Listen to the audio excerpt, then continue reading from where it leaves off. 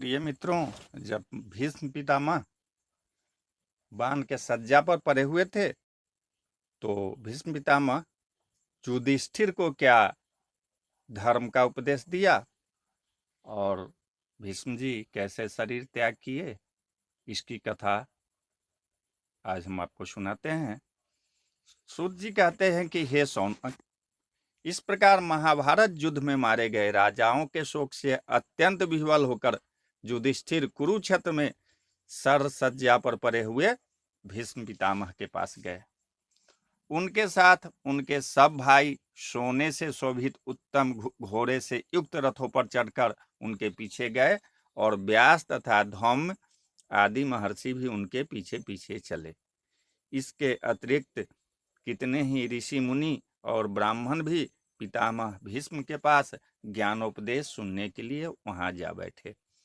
तब युधिष्ठिर ने वहां पहुंचकर भीष्म जी का पूजन किया और स्वतः रोते रोते अपने हृदय का दुख प्रकट किया। तब धर्मराज को पश्चाताप से संतप्त होते जानकर बाणों की सज्जा पर पड़े हुए भीष्म जी ने कहा कि हे धर्मपुत्रों, अब तुम लोग किसी प्रकार की चिंता न करो। तुम लोग एक तो वैसे ही अमित पराक्रमी और महान प्रभाव वाले हो, दूसरे जो है जनार्दन श्री कृष्ण भी तुम्हारे साथ हैं। अब तक जो कुछ तुम्हारे विरुद्ध हुआ, इसमें काल की ही प्रधानता जानो, क्योंकि काल जो है वो सबसे बली है। इंद्रादिक लोकपाल सब काल के बस में है। हे राजन, वह बली काल किस समय क्या करना चाहता है, यह साधारण मनुष्य के जानने की बात नहीं है। इसके जानने के लिए विद्वान भी मोहित हो जाते हैं। इस कारण हे भरत सर्व, इन दुख सुख आदि को ईश्वर के बस समझकर तुम उनके अनुवर्ती हो, अनाथ प्रजागणों की रक्षा करो। देखो, ये श्री कृष्णचंद्र जी आदि पुरुष साक्षात नारायण रूप हैं। ये भी प्रजाओं की रक्षा और कल्याण के लिए ही अपनी माया से संसार को मोहित करते हुए जदुवंशियों में गुप्त होकर विचरते हैं। इनके अत्यंत गुप्त प्रभाव को श्री भगवान भोलेनाथ ही जानते हैं। फिर तुम लोग तो उनके श्री कृष्ण जी के परम मित्र हो और अत्यंत उपकारी हो। वे तुम्हारे मामा के पुत्र, विश्वासी दूत, साथी और मंत्री भी। तब उन सर्वात्मा समदर्शी अज्ञेय अहंकार रहित श्री कृष्ण जी को पाकर भी तुम्हें परामर्श देने वाले की क्या न्यूनता है। आहा, ये श्री कृष्ण जी कितने दयालु हैं, जिन्होंने मुझे प्राण त्यागते हुए को अंत में आकर दर्शन दिए हैं। जो इन श्री कृष्ण जी में मन लगाकर उनकी भक्ति करता है, जो इनके नामों का स्मरण और जप करता हुआ शरीर त्याग करता है, वह संसार के आवागमन से मुक्त हो जाता है। हे युधिष्ठिर, अब मेरी यही इच्छा है कि जब तक मेरे प्राण न छूटे तब तक ये सर्वदा प्रसन्न मुख श्री कृष्णचंद्र जो है मेरे समक्ष विराजमान रहे। सूत जी कहते हैं कि भीष्म जी के ऐसा कहने पर धर्मराज युधिष्ठिर ने उन सरसज्जा पर पड़े हुए महात्मा से अनेक प्रकार के धर्म संबंधी प्रश्न किए। उन प्रश्नों में मनुष्य के साधारण धर्म से लेकर वर्णों तथा आश्रयों के धर्म और वैराग्य एवं अनुराग की उपाधियों से युक्त निवृत्ति तथा प्रवृत्ति मार्ग का भीष्म जी ने वर्णन किया। साथ उन्होंने धर्म, धन धर्म, राजधर्म, मोक्ष धर्म, स्त्रियों के धर्म और विष्णु जी के सब धर्मों को संक्षेप में कहा और कहीं कहीं विस्तार से भी वर्णन कर अनेक प्रकार के इतिहासों सहित धर्म, अर्थ, काम और मोक्ष का विशद विवेचन किया। तब इस प्रकार धर्म चर्चा करते हुए उनके देह त्यागने के योग्य उत्तरायण का उत्तम समय आ गया, जिस समय को अपनी इच्छा से शरीर त्यागने वाले जोगी जन चाहते हैं। उस समय को देखकर भीष्म जी चुप हो गए। फिर उन्होंने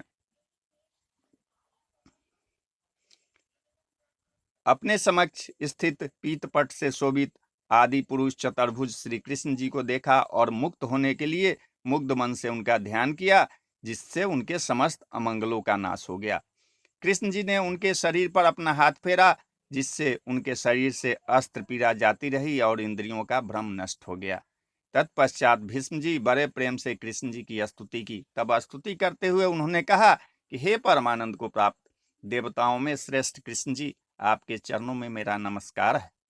आप अपनी माया से विहार करने वाले तथा सबके जीवन मरण के आदि स्थान है। हे तमाल के समान नील रंग, सूर्य की किरणों के समान पीताम्बर लपटे हुए, अलकावली युक्त कमलवत मुख वाले अर्जुन के मित्र, मेरी यही अंतिम इच्छा है कि आपके चरणों में मेरी निष्ठा भक्ति होवे। हे युद्ध में घोड़ों के खुरों की धूलि से धूसरित, इधर उधर शीघ्रतापूर्वक गमन करने के कारण बिखरे हुए केशों वाले, श्वेत बिंदुओं से शोभित मुख वाले तथा मेरे तीक्ष्ण बाणों की चोट सहन करने वाले सुंदर कवच से शोभित श्री कृष्ण जी, आप में मेरा मन पूर्ण रूप से प्रेम करे।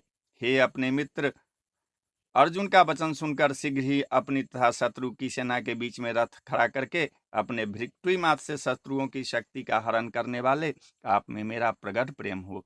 हे अर्जुन की कुबुद्धि के हरने वाले श्री कृष्ण जी, मैं बारंबार आपको प्रणाम करता हूँ। हे भगवान, यदि आप अर्जुन के सहायक न होते तो वह अपनी दुर्बुद्धिता के कारण युद्ध में शत्रुओं को कदापि न मारता, परंतु आपने आत्मज्ञान देकर उसे बड़ा साहसी बना दिया। हे अच्युत, आप वही सत्पुरुष है जो मेरे प्रतिज्ञा को सत्य करने के लिए अपनी प्रतिज्ञा त्याग कर रथ से नीचे उतर रथ का पहिया ले मुझे वैसे ही मारने चले जैसे हाथी को मारने के लिए सिंह चलता है। हे जनार्दन, तब आपके भय से पृथ्वी कांपने लगी और उसी संभ्रम में आपका दुपट्टा पृथ्वी पर गिर गया। तब मैंने आप पर बाणों का तीसरा भीषण प्रहार किया और जब आपका कवच कट गया, तब जिस आपके शरीर से रुधिर बहने लगा, मैं ऐसे श्री कृष्ण जी को, जो मुझे मारने के लिए हठात मेरे ही सामने आए थे, उन्हें मुकुंद भगवान को मेरा प्रणाम है। वे ही भगवान मेरी गति हो। फिर जो अपने कुटुंबियों की ही समान अर्जुन के रथ की रक्षा करने वाले, हाथ में रथ हाँकने का चाबुक लिए, घोड़ों की बागडोर हाथ में पकड़े हुए तथा जो उस दशा में अद्भुत शोभामान हो रहे थे, उन भगवान श्री कृष्ण जी को मैं अपने इस मृत्यु काल में प्रणाम करता हूँ तथा उनकी शरण होता हूँ।